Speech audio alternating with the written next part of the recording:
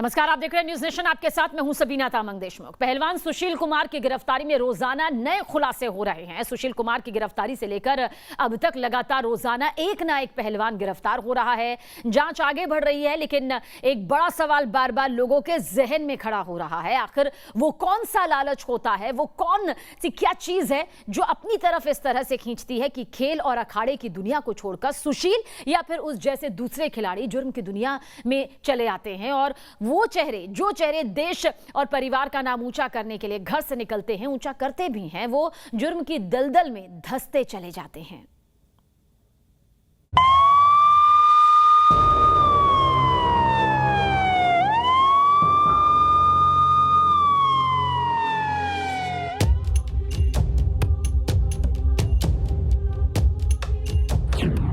Sushil Kumar Olympic पदक विजेता, मनजीत कुमार कुश्ती में national level gold medallist, Sampat Nehra hurdle race में सिल्वर मेडलिस्ट। ये है छत्रसाल मर्डर केस से जुड़े वो कुछ चेहरे जिनके पुलिस के शिकंजे में आने के बाद खुलासा हुआ है कि इन सभी ने करियर की शुरुआत तो खेल की दुनिया से की, लेकिन पैसे और रसूख की हवस के चलते ये खेल के मैदान को छोड़कर जुर्म की दुनिया में उतर आए।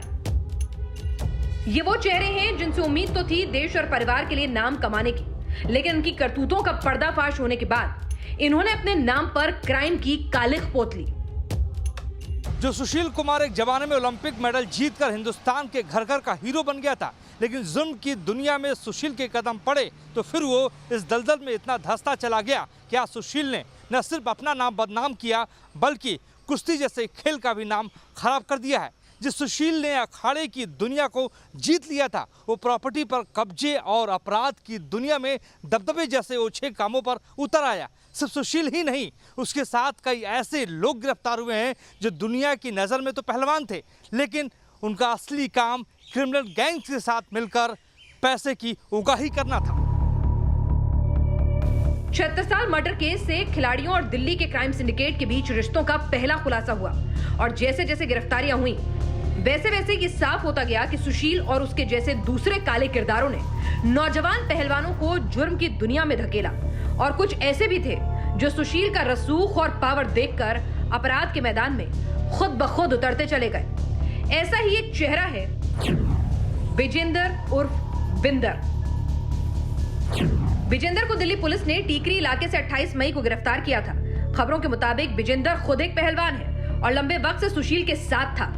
बताया यह भी जाता है कि दिल्ली के छत्रसाल स्टेडियम में सुशील के साथ वो प्रैक्टिस करता था। पुलिस को शक है कि विजेंद्र भी सुशील का पार्टनर इन क्राइम रहा है। विजेंदर तो सिर्फ एक नाम है। अब तक पुलिस ने छत्रसाल स्टेडियम में सागर धांकड़ मर्डर केस की जांच के दौरान कुल 11 आरोपियों को चिन्हित किया था, जिनमें से 9 पुलिस के हत्थे चढ़ चुके हैं और 2 की तलाश जारी है। खास बात यह कि सुशील के इस रिंग में कुछ बाकायदा पहलवानी कर चुके हैं और पहलवानी के दौरान ये लोग क्रिमिनल गैंग्स से जुड़े और इनमें से अधिकतर हिस्ट्री शूटर हैं। खेल की दुनिया की चमक धमक अब गुनाह की दुनिया की कालिख में तब्दील हो गई है। ये शायद इन चेहरों को पता भी नहीं चला होगा। आज भले ही लोग सुशील केस को लेकर हैरान हैं, लेकिन ये पहली बार नहीं है जब खिलाड़ियों ने जुर्म का रास्ता अख्तियार किया हो। पंजाब का कुख्यात गैंगस्टर रुपिंदर गांधी क्रिमिनल बनने से पहले नेशनल लेवल फुटबॉल प्लेयर था। नाभा जेल ब्रेक का किंगपिन विक्की गोंडर राष्ट्रीय स्तर पर डिस्कस थ्रो एथलीट रह चुका है। पंजाब के ही फिरोजपुर का दुर्दांत अपराधी जयपाल भी हैमर थ्रो का खिलाड़ी था। सुशील केस ने एक बार फिर यह साबित कर दिया, कभी पैसे की चमक धमक तो कभी बदले की नफरत ने मनजीत या विजेंदर जैसे नौजवानों को खेल की दुनिया से अलग कर गुनाह की राह में धकेल दिया। सुशील कुमार का यह रैकेट जैसे जैसे खुलेगा तो हर वो परत सामने आएगी जो बताएगी कैसे सुशील कुमार या उस जैसे दूसरे चेहरे नौजवान खिलाड़ियों को बरगलाकर अपराधी बनाते थे। बीते 6 दिनों के रिमांड के दौरान पुलिस जांच में सहयोग न करना पहलवान सुशील कुमार के लिए और भारी पड़ गया। अदालत ने माना कि उनसे अभी और पूछताछ की जरूरत है और 7 दिन के रिमांड की जगह 4 दिन के रिमांड की अवधि को बढ़ा दिया। अब सुशील पहलवान और उसके खास साथी अजय बकरवाला से क्राइम ब्रांच की टीम 4 दिन और पूछताछ करेगी। वीडियो जर्नलिस्ट राकेश रावत के साथ अवनीश चौधरी, न्यूज नेशन दिल्ली। चाहे सुशील कुमार ने इन खिलाड़ियों को जुर्म की दुनिया में धकेला या फिर ये खुद अपनी क्राइम फाइल बनाने निकले, ये बात अलग है। लेकिन अब ये कहना गलत नहीं होगा कि सुशील या फिर उसके साथ काम करने वाले क्राइम सिंडिकेट बनाने की तरफ बढ़ रहे थे।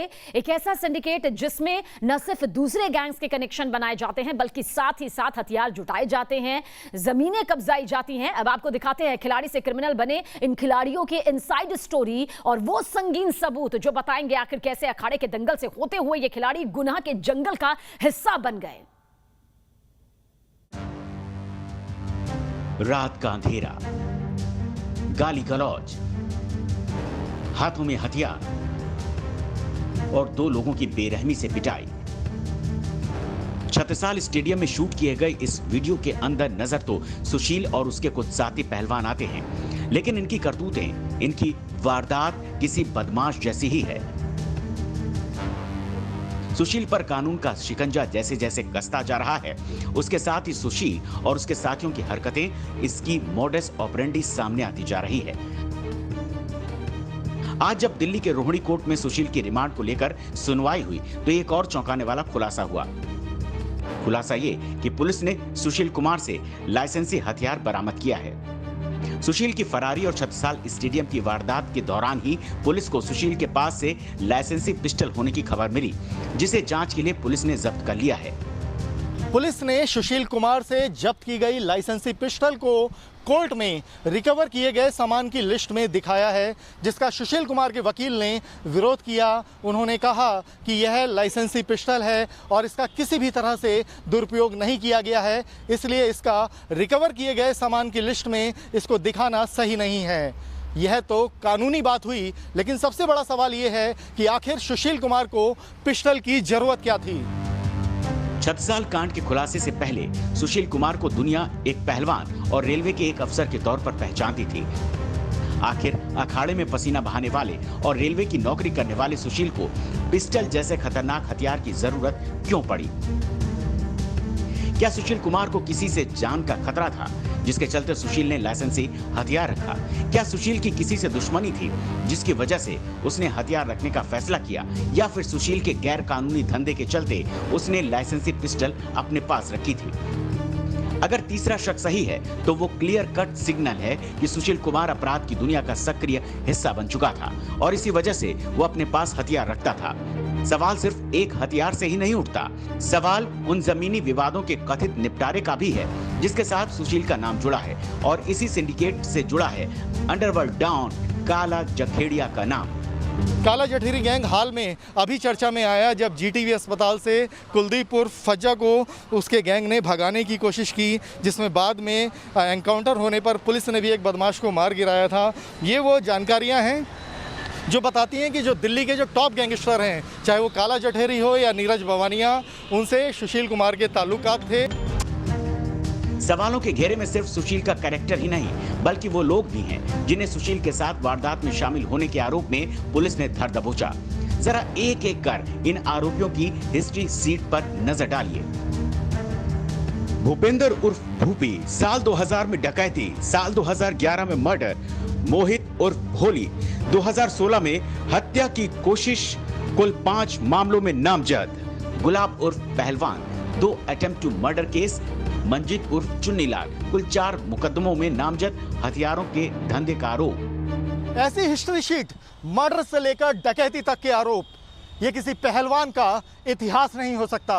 ये तभी मुमकिन है जब सुशील के साथियों ने जुर्म की दुनिया में पैर जमाने का फैसला कर लिया हो और खेल की दुनिया में चेहरा चमकाने निकले ये लोग जुर्म की दुनिया के काले किरदार बन गए। सुशील कुमार और उसके साथियों के इसी रिकॉर्ड के चलते पुलिस ने रिमांड बढ़ाने की मांग अदालत से की थी।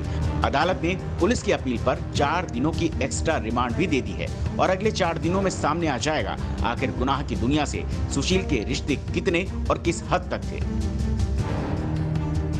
Team news nation. Sushil Kumar को रोहिणी कोर्ट ने 4 दिन की अतिरिक्त पुलिस रिमांड पर भेज दिया है। ये 4 दिन सुशील के लिए मुश्किल बढ़ा सकते हैं, तो साथ ही साथ दिल्ली पुलिस के लिए भी अगले 96 घंटे चुनौती भरे होने वाले हैं, क्योंकि इन 4 दिनों में पुलिस उस डंडे को ढूंढेगी जिससे पहलवान सागर धनखड़ का मर्डर हुआ था, और साथ ही साथ तलाश की जाएगी उन गाड़ियों की जिनके जरिए सुशील ने अपनी फरारी काटी थी।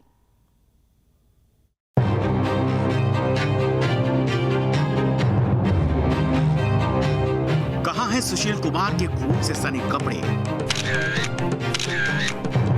कहां है किडनैपिंग में इस्तेमाल हुई सुशील की होंडा कार? कौन थे वारदात में शामिल नीरज बवाना गैंग के गुंडे? कहां है सागर धनखड़ की जान लेने वाली हॉकी स्टिक? ये वो सुलगते सवाल हैं जिनको जाने बिना छत्रसाल कांड की जांच कर रही दिल्ली क्राइम ब्रांच 1 इंच भी आगे नहीं बढ़ सकती। लेकिन पहलवान सुशील कुमार की गिरफ्तारी को जैसे ही 48 घंटे बीते, जैसे ही मामला special cell Delhi crime branch को ट्रांसफर हुआ, जैसे ही सुशील कुमार से पूछताछ हुई, पहलवान का शातिर दिमाग फिर से हरकत में आ गया। जी हाँ, कुश्ती का माहिर खिलाड़ी सुशील कुमार अब क्राइम ब्रांच के साथ मक्कारी का खेल खेल रहा है। कभी वो रोने की नौटंकी करने लगता है, तो कभी अहम सवाल दागे जाने पर खामोशी का दांव खेलता है। क्राइम ब्रांच सुशील से पूछताछ को जितना आसान समझ रही थी, वो उतनी आसान साबित नहीं हो रही। दरअसल सुशील कुमार काम के सवालों पर कन्नी काट रहा है।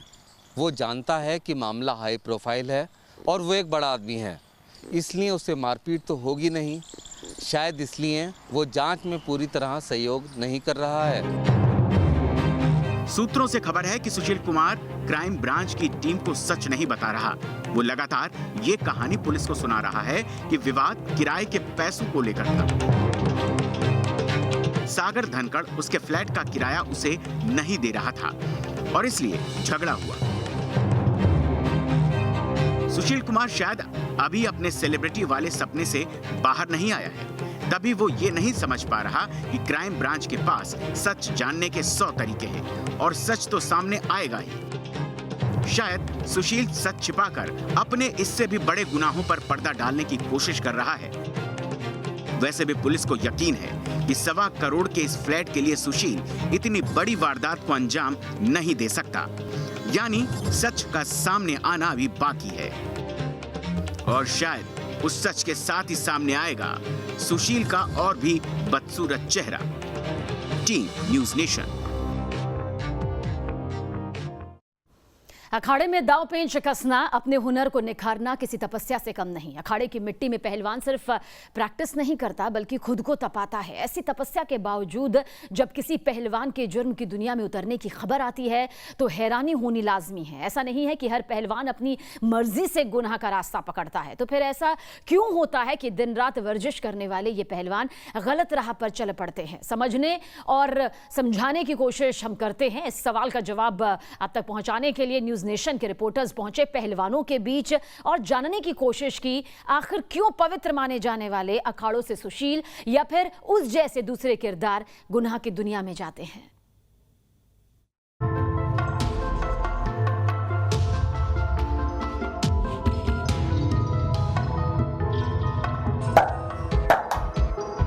जब एक नौजवान अखाड़े में अपना पहला कदम रखता है तो मानो उसकी जिंदगी पूरी तरह से बदल जाती है।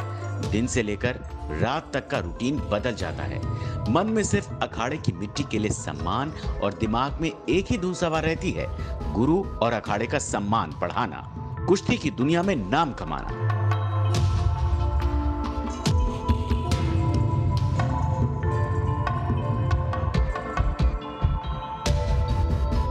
इतनी शिद्दत, ऐसी मेहनत के बावजूद अगर कोई शख्स अखाड़े से होता हुआ अपराध की दुनिया का रास्ता पकड़ ले तो हैरानी होती है। सवाल उठते हैं। इन्हीं सवालों का जवाब समझने के लिए न्यूज़ नेशन के रिपोर्टर पहुंचे अलग अलग अखाड़ों में। पहलवानी के क्षेत्र में इन अखाड़ों से कई बड़े बड़े सूरमा निकले हैं, लेकिन अगर भटके तो जराइम के पहलवान बन के भी निकले हैं। इस वक्त हम एक अखाड़े पे मौजूद हैं और आपको बताएंगे कि अखाड़े के लोग क्या सोच रहे हैं सुशील कुमार पर आरोप लगने के बाद। लॉकडाउन के चलते इन अखाड़ों में पहलवानों की हाजिरी तो कम थी, लेकिन जो भी मिले उनकी जुबान से कुछ दर्द, कुछ मजबूरियां जरूर छलकी, जिनमें एक मजबूरी थी पैसा कमाना और जिंदगी को आगे चलाना। इन पहलवानों ने कैमरे के सामने कबूला, पेट के चलते कभी इन्हें बार या पब में बाउंसर बनना पड़ता है तो कभी सर्विस में काम करना पड़ता है। अब सब पहलवान तो पहलवान बन नहीं सकते सर, और खाने की आदत वैसी रहेगी, तो पैसा जरूरी है। जो बोलते हैं कि भाई यहाँ आ जाना नौकरी मिल जाएगी, चले जाते। पहलवानों ने अपना दर्द बयां किया, लेकिन क्या यही सच है? क्या रोजी रोटी कमाने के लिए सभी पहलवान बाउंसर या सर्विस की नौकरी में जाते हैं? अगर हाँ, तो फिर सुशील या मंजीत या फिर बिंदर जैसे किरदार क्रिमिनल गैंग्स के लिए काम क्यों करते हैं? इसका जवाब भी अखाड़े में ही मिलता है, जब बदन को तपाकर फौलाद बनाने वाले ये चेहरे कबूलते हैं, समाज भी पहलवानों को एक अलग नजर से देखता है। पहलवानों का हमेशा गलत चीज में इस्तेमाल ही करा जाता है, मार काट में। और क्या करें, जब पहलवानों के पास पैसा नहीं रहता तो उन्हें करना पड़ता है। इन अखाड़ों में जो बातें निकलकर सामने आई, उनसे कुछ बातें जरूर साफ हो गईं कि पहलवानों की मजबूरियों का फायदा उठाकर टोल कलेक्शन, कर्ज की वसूली, जमीनी विवाद के निपटारे, मारपीट के लिए उन्हें इस्तेमाल में लाया जाता है। दूसरी ओर अगर हम बात करें तो जो है इस वक्त हम देख रहे हैं कि जो पहलवान हैं वो यहाँ पर कसरत करते हुए नज़र आ रहे हैं, और बहुत सारे विकल्प होते हैं, क्योंकि जब एक पहलवान पहलवानी करता है तो उसके खुद के अपने सपने होते हैं कि अंतर्राष्ट्रीय स्तर पे वो मेडल जीते, अंतर्राष्ट्रीय स्तर पे देश का नाम रोशन करे। अगर वहाँ पे उसको सफलता नहीं मिल पाती है तो उसके बाद दूसरे विकल्प होते हैं, जैसे वो राष्ट्रीय स्तर पे पहलवानी करते करते उसकी कहीं सरकारी नौकरी लग जाती है। बजरंग बली का जप कर अखाड़े की मिट्टी में अपने बदन और हुनर को तराशने वाले इन सीधे साधे पहलवानों के साथ जब अपराध की दुनिया का नाम जुड़ता है तो उन लोगों का दिल भी दुखता है जिन्हें कुश्ती और अखाड़ों को पूरा जीवन समर्पित कर दिया। अखाड़े में तपस्या करने वाले ये चेहरे बस इतनी गुहार लगाते हैं कि सुशील या उस जैसे कुछ चेहरों से कुश्ती को जो बदनामी मिलती है वो नहीं होनी चाहिए। सुशील कुमार आज पुलिस के सामने बार बार कह रहा है उसका इरादा कत्ल करने का बिल्कुल नहीं था, लेकिन जो कुछ सुशील ने किया वो भी मुआफी के लायक बिल्कुल नहीं है, कम से कम इन पहलवानों के लिए नहीं जिन्होंने कुश्ती को एकमात्र लक्ष्य मानकर अपनी जिंदगी जी है। Team news nation.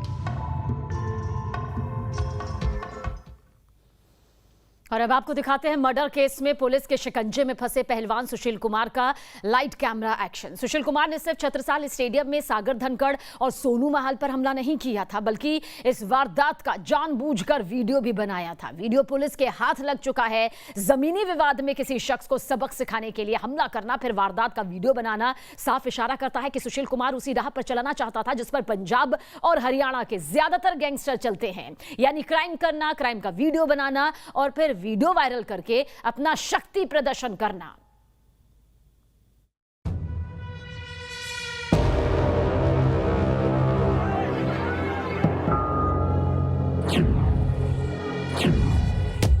सरेआम दहशत फैलाई, वीडियो बनाया, दुश्मन पर हमला किया, वीडियो बनाया, खतरनाक हथियार खरीदे, वीडियो बनाया,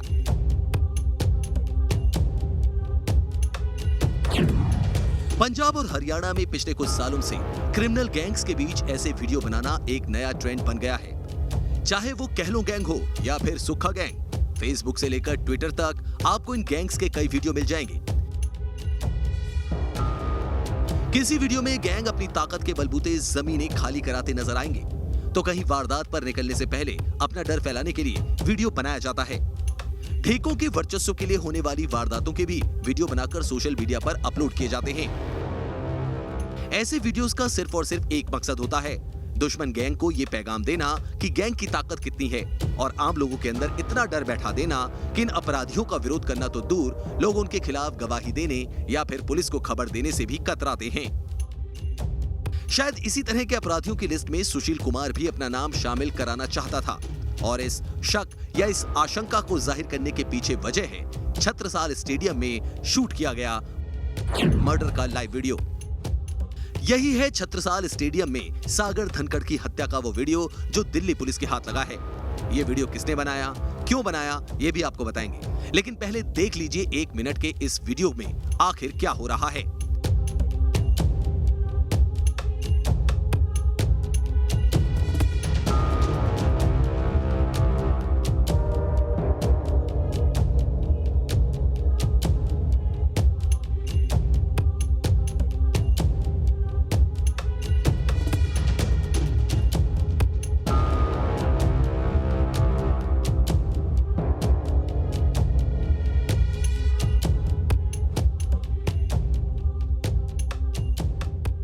इस वीडियो के पहले ही हिस्से में नजर आता है सागर धनखड़ मर्डर का आरोपी सुशील कुमार।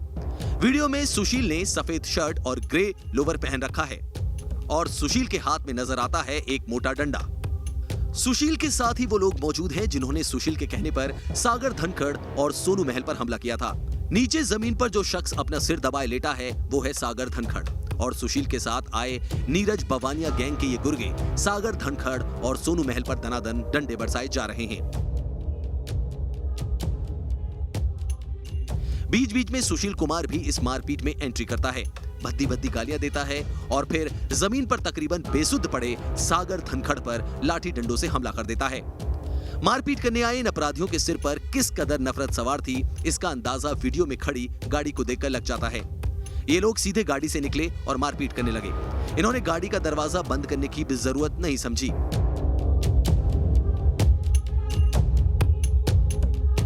सीधे डंडों से सागर और सोनू को निशाना बनाने लगे। इतने लोगों के बीच घिरे सागर और सोनू को संभलने भर तक का मौका नहीं मिला और वो सिर्फ जैसे तैसे अपनी जिंदगी बचाने की जद्दोजहद में जुटे रहे। सोनू तो इस हमले में बच गया, लेकिन सागर धनखड़ की किस्मत धोखा दे गई और वो सुशील की नफरत का शिकार हो गया। दिल्ली पुलिस को यह वीडियो सुशील के ही साथी पहलवान प्रिंस के मोबाइल से हासिल हुआ। दरअसल प्रिंस लंबे वक्त से सुशील कुमार के साथ था और माना जा रहा है कि सुशील की वारदातों में भी प्रिंस शामिल रहा था। लेकिन सबसे ज्यादा चौंकाती है इस वीडियो की इनसाइड स्टोरी। मर्डर स्पॉट पर बनाए गए वीडियो में सुशील कुमार ना सिर्फ मुख्य खलनायक के तौर पर नजर आ रहे हैं, बल्कि इस फिल्म के डायरेक्टर भी वह खुद हैं। उन्होंने ही अपने एक साथी के जरिए यह वीडियो बनवाया था। मकसद था कि बाकी पहलवानों के बीच अपना दबदबा कायम कर सकें, यह जता सकें कि जो भी उनके खिलाफ आवाज़ उठाएगा उसका अंजाम यही होगा। पुलिस सूत्रों का कहना है कि उनकी एक बड़ी आशंका है कि इस मामले में अदालत के समक्ष गवाहों को प्रभावित करने की कोशिश की जा सकती है, गवाहों को तोड़ने की कोशिश हो सकती है। ऐसे में यह वीडियो प्रमुख साक्ष्य के तौर पर पुलिस के लिए एक बड़ा सहारा है ताकि सुशील कुमार और उसके साथियों का जुर्म अदालत में साबित किया जा सके। पुलिस का कहना है कि इस वीडियो की एफएसएल रिपोर्ट के जरिए तस्दीक भी हो चुकी है कि इसके साथ किसी तरह की छेड़छाड़ नहीं की गई है।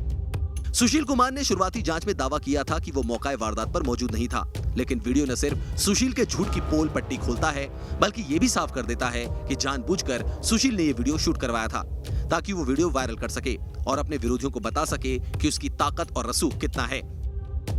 ये ठीक उसी तरह का मॉडस ऑपरेंडी है जिसे पंजाब और हरियाणा के हाईटेक गैंगस्टर अंजाम देते हैं। जिस तरह ये अपराधी अपने वीडियो शूट करके सोशल मीडिया पर वायरल करते हैं, शायद कुछ ऐसा ही इरादा सुशील कुमार का भी था ताकि आने वाले कल में कोई उससे टकराने या उसके खिलाफ आवाज उठाने की हिम्मत ना कर सके।